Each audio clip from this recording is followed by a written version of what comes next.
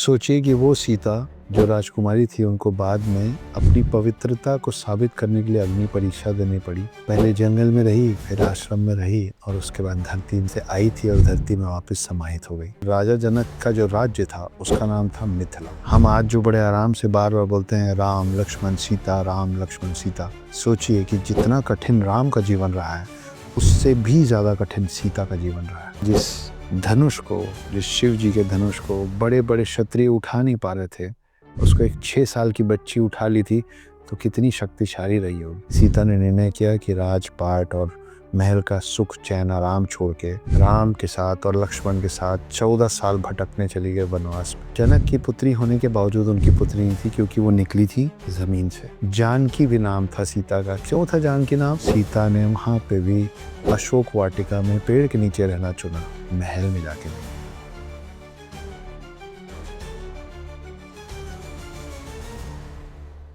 पैसा और संस्कार दो अलग अलग चीजें हैं। जरूरी नहीं है कि किसी के पास बहुत पैसे हों तो उसके संस्कार भी अच्छे होंगे। जरूरी नहीं है कि किसी के बहुत अच्छे संस्कार हैं तो वो अमीर ही होगा। इनको मिक्स मत कीजिए। और ज्यादा पैसा आने से अपने संस्कारों को मत छोड़िए। क्यों कह रहे हैं सब? क्योंकि मैं आपको बताने वाला हूँ सीता मैया का जीवन। राजकुमारी थी, जानकी भी नाम था सीता का। क्यों था जानकी नाम? क्योंकि उनके पिता का नाम था जनक। वो जनक पुत्री थी, इसलिए उनको जानकी कहते थे। लेकिन वो जनक की पुत्री होने के बावजूद उनकी पुत्री नहीं थी, क्योंकि वो निकली थी जमीन से, धरती से निकली थी।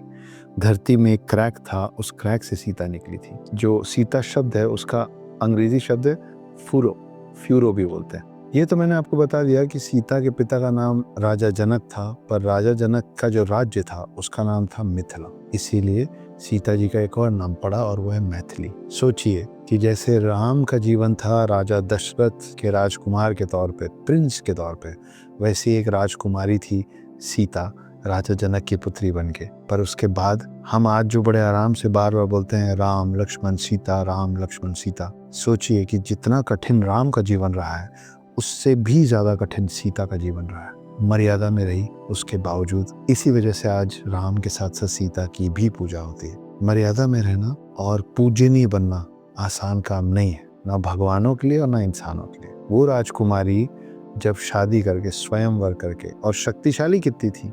शक्तिशाली इतनी थी कि 6 साल की उम्र में परशुराम और अपने पिता राजा जनक के सामने पिनाका धनुष को एक हाथ से उठा दिए थे। वही पिनाका धनुष जिसको सीता 6 साल की उम्र में उठाई थी, स्वयंवर में अच्छे अच्छे क्षत्रिय हिला नहीं पा रहे थे। और उसी पिनाका धनुष, शिव जी का धनुष, ये वही धनुष है जिसपे प्रत्यंचा चढ़ाने के लिए राम उठाए और राम के हाथ से वो टूट गया। तो सोचिए कि जिस शिव जी के धनुष को बड़े बड़े क्षत्रिय उठा नहीं पा रहे थे, उसको एक 6 साल की बच्ची उठा ली थी, तो कितनी शक्तिशाली रही होगी। राजकुमारी थी, इसलिए उनको वॉरफेयर, युद्ध विद्या, बाकी सारे उस समय के ग्रंथ, वेद, पुराण सब पता थे। मतलब उस समय के हिसाब से नॉलेजेबल भी थी और एजुकेटेड भी। उसके बाद उनका स्वयंवर होता है, राम जी से शादी होती है, और शादी के बाद बस अब जब राम राजकुमार से राजा बनने वाले होते हैं, दशरथ के एक वचन के कारण राम को जाना पड़ता है वनवास। राम जी ने कई बार कहा था सीता से कि आप राजकुमारी हैं, आप क्यों मेरे पिता के वचन के कारण 14 साल वनवास काटेंगे? आप रहिए महल में, मैं 14 साल बाद वापस आ जाऊंगा। पर एक अच्छी जीवन साथी, एक अच्छी समकक्ष, बात सिर्फ जीवन साथी की नहीं, आप अपने मित्र का भी साथ देते हैं तो उसके थिक एंड थिन दोनों में देते हैं, उसके अच्छे और बुरे दोनों में देते हैं।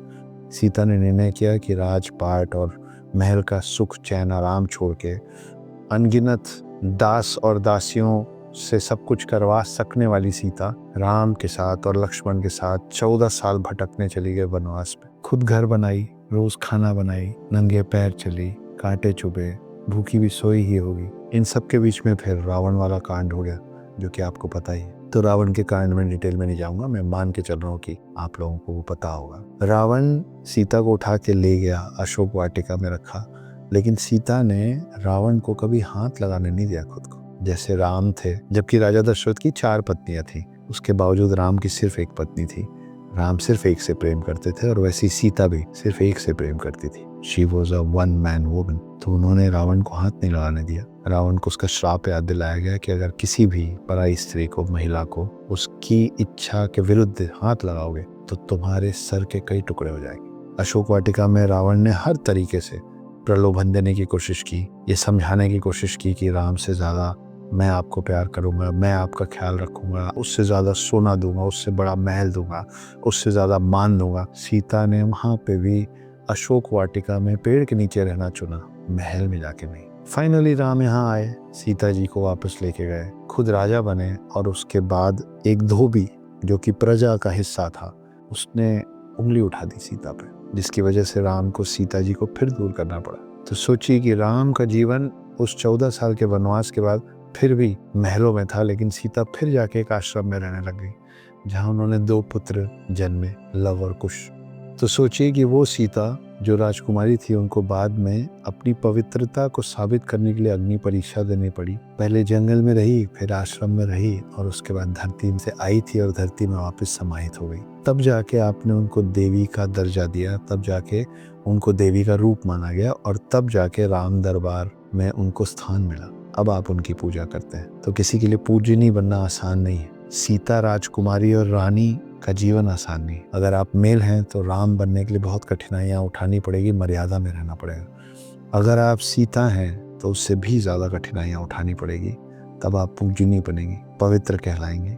और अगर आप किसी के छोटे भाई हैं तो सिर्फ राम का सम्मान नहीं, सीता का भी सम्मान करना पड़ेगा। जब रावण सीता को ले गया था तो सीता जाते समय अपनी अंगूठी, अपनी बिछिया, अपनी पायल, सब चीज़ों को रास्ते में गिराती हुई गई थी, ताकि राम और लक्ष्मण ये समझ सकें कि किस तरफ, चारों दिशाओं में किस तरफ रावण या जो भी उसको लेके गया है, क्योंकि राम और लक्ष्मण को नहीं मालूम था कि रावण लेके गया है। तो जब ये सारी चीज़ें मिल रही थी तो कुछ वानरों ने सीता मैया की बिछिया और पायल लाके लक्ष्मण को दिया, और लक्ष्मण ने जब उनको देखा तो उन्होंने बोला कि ये तो मेरी माँ के हैं, क्योंकि ये माना गया है कि लक्ष्मण ने सीता जी का चेहरा ही नहीं देखा था। लक्ष्मण सीता जी को सिर्फ उनके चरणों से पहचानते थे, उनकी बिछिया और पायल से पहचानते थे। तो आपके और मेरे कल्चर में, आपके मेरे धर्म में भाभी माँ समान होती है। यहाँ से वो बात आई है कि भाभी माँ समान होती है। लक्ष्मण ने दी है आपको ये बात। भाभी जान नहीं होती, वो आपका और मेरा कल्चर नहीं है। भाभी माँ होती है, भाभी जान नहीं होती। तो भाभी को माँ का दर्जा दीजिए, लेकिन माँ का दर्जा उसको दिया जाता है जो माँ का दर्जा लेने के लिए सक्षम हो। आपको सीता बनना पड़ेगा माँ कहलाने के लिए, और उस सीता का, एक आम स्त्री से सीता बनने तक का सफर आसान नहीं है। बहुत सारा त्याग, बहुत सारी तपस्या, ये सब झेलना पड़ेगा। तो मेल है तो राम बनने की कोशिश कीजिए, छोटे भाई हैं तो लक्ष्मण बनने की कोशिश कीजिए, और स्त्री हैं तो साथ दीजिए अपने परिवार, अपने लोगों का, जैसे सीता ने दिया था।